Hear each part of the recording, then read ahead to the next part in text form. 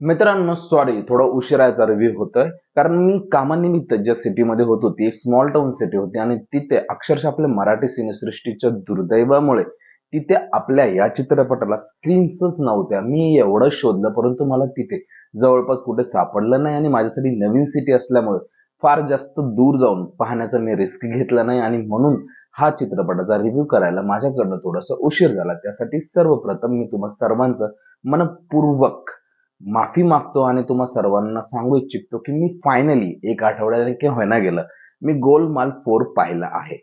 अरे सॉरी, तुम्ही म्हणत असाल गोलमाल 4 का?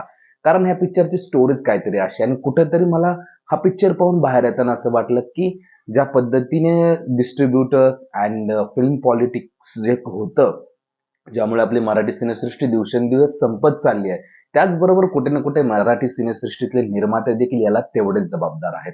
तर चला मित्रांनो, आजच्या या व्हिडिओमध्ये आपण जाणून घेऊया लास्ट आठवड्याला रिलीज झालेला चित्रपट पुन्हा एकदा साडेमाडेतीन काय आहे, कसा आहे आणि तुम्ही पाहायला पाहिजे की नाही जाऊन थिएटरला, तेही आपण इन डिटेल पाहू. तुम्हाला ओव्हरऑल माझ्या बोलण्यावरून समजलंच असेल की हा चित्रपट कसा आहे, पण तरीही एकदा डिटेलमध्ये जाणून घेऊ. तर कसे आहात मित्रांनो? मजेत ना? मजेतच राहायचं, फालतूचं टेन्शन बिलकुल नाही घ्यायचं. तर मित्रांनो, तुम्हाला सांगू इच्छितो की याच्या ट्रेलरवरनं कुठेतरी असं भन्नाट कन्सेप्ट असं वाटत होतं की हॉरर एलिमेंट आहे यात, परंतु ॲज इट इज मला कुठेतरी हा चित्रपट गोलमाल 4 ची कॉपी असल्यासारखा वाटला. ज्या पद्धतीने परिणीती चोपडा ही फक्त त्या चौघांना दिसत असते त्या चित्रपटात, त्याच पद्धतीने फक्त कुर्ले बंधूंनाच ही आर्ची दिसते आणि तिचा खून कुणी केला, काय केला या सगळ्याच्या शोधातच कुर्ले बंधू ह्या चित्रपटात धुमासोळ माजवतात. आणि यामध्ये थोडीफार कॉमेडी होते. कॉमेडीचा जो दर्जा आहे जो त्यावेळेस होता, म्हणजे अवघ्या 20 वर्षापूर्वी, म्हणजे 2004-5 ची गोष्ट ही, जो दर्जा त्यावेळेस होता तो दर्जा ह्या वेळेस मेंटेन करता नाही आला. सेम त्याच लेवलची कॉमेडी तुम्ही तेच पंचेस इथे परत रिपीट केले तर ती गोष्ट कुठं ना कुठे आजच्या ऑडियन्सला खटकेल. कारण आजची जेनझी ऑडियन्स आहे ती कुठेतरी मराठी सिनेसृष्टीकडे, इवन बॉलिवूड आणि हॉलिवूड सारख्या सिनेसृष्टीपासून देखील दूर जात आहे. त्यांच्याकडे OTT वरती भन्नाट आणि अनलिमिटेड कंटेंट अवेलेबल आहे आणि म्हणून त्यांना काहीतरी असं जबरदस्त हवं जे त्यांना पकडून आणि एंगेजिंग ठेवेल. परंतु इथे कुठेतरी डायरेक्टर जे आहेत या चित्रपटाचे, अंकुश चौधरी, इथे फेल होताना दिसतात. कारण त्यांच्या हाती एवढे सुपर डुपर हिट नट होते, भरत जाधव, मकरंद तानासपुरे आणि अशोक मामा सारखे एवढे दिग्गज कॉमेडियन असताना पण ही चित्रपट कुठे ना कुठे कॉमेडीमध्ये तो दर्जा हासिल करायला कुठेतरी मागे राहतो आणि त्याची खंत हा चित्रपट पाहताना मला वेळोवेळी होत होती आणि त्यामुळेच मी सुरुवातीला बोललो की हे अशा पद्धतीने आहे. आणि यामुळेच मित्रांनो असं होतं की मराठी ऑडियन्स मराठी चित्रपट जायला पाहायला थिएटरमध्ये जायचा रिस्कच घेत नाही आणि तेवढे एफर्ट्सच लावत नाही. कारण मुळात निर्मातेच त्या चित्रपटासाठी तेवढे एफर्ट्स लावत नाहीत.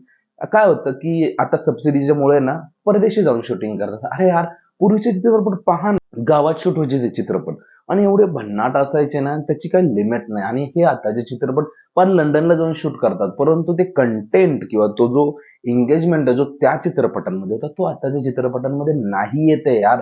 का नाही येत ते नाही समजत आहे. ओव्हरऑल हा पुन्हा एकदा 3.5 जर तुम्ही मला वन लाईन मध्ये विचाराल कसा आहे, तर ट्रेलर मध्ये अर्धी स्टोरी कळाली आहे तरी मी सांगून सांगतो. आरतीचा मर्डर होतोय आणि त्याचा शोध हे कुर्ले बंधू घेतात आणि कुणी केलंय हे देखील आपल्याला ट्रेलर मध्ये दिसते आणि तेच आपल्याला थिएटर मध्ये जाऊन बघायचं, एवढंच. त्यात आपण कुठेतरी कॉमेडीची एक्सपेक्टेशन ठेवून जातो थिएटरात, परंतु पूर्णपणे डिसअपॉइंट करतं हा चित्रपट आपल्याला. इन कॉमेडी फॉर्म जर तुम्ही 3.5चा तो कॉमेडीचा झटका घ्यायला जर तिथं जाणार असेल ना, तर तुम्हाला लिटरली सांगतो तो कॉमेडीचा झटका जो दूर त्याचा छोटासा अंश देखील तुम्हाला भेटणार नाही.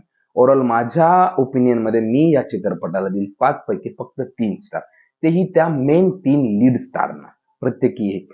जर चित्रपटाला बोललात तर नाही यार, मी डिसअपॉइंट झालो हा चित्रपट बघून. आजच्यासाठी फक्त एवढंच. पुन्हा भेटूया एका नवीन चित्रपटामध्ये. भरपूर काही करता आलं असतं यार, पण नाही केला अंकुश सरांनी, का आय डोंट नो, बट करू शकतात ते. कदाचित त्यांच्यावर खूप जास्त प्रेशर असेल याची सिक्वेल व्हॅल्यू कॅरी करायचं आणि एवढे दिग्गज त्यांच्या समोर होते त्यामुळे कदाचित झालंही असेल. परंतु यापेक्षा बेटर पाहिजे तरच आपली मराठी सिनेसृष्टी सर्व्हाइव्ह करू शकते. आजच्यासाठी फक्त एवढंच. जर तुम्हाला व्हिडिओ आवडला असेल आणि व्हिडिओशी रिलेटेड तुमचे काही मत आणि प्रतिक्रिया असतील तर तुम्ही खाली कमेंट करून मला नक्की कळवा. पुन्हा भेटूया एका नवीन व्हिडिओमध्ये. तोपर्यंत धन्यवाद. जय हिंद, जय महाराष्ट्र आणि तुम्हा सर्वांना छत्रपती शिवाजी महाराजांच्या जयंतीच्या हार्दिक हार्दिक शुभेच्छा. जय महाराष्ट्र, जय शिवराय.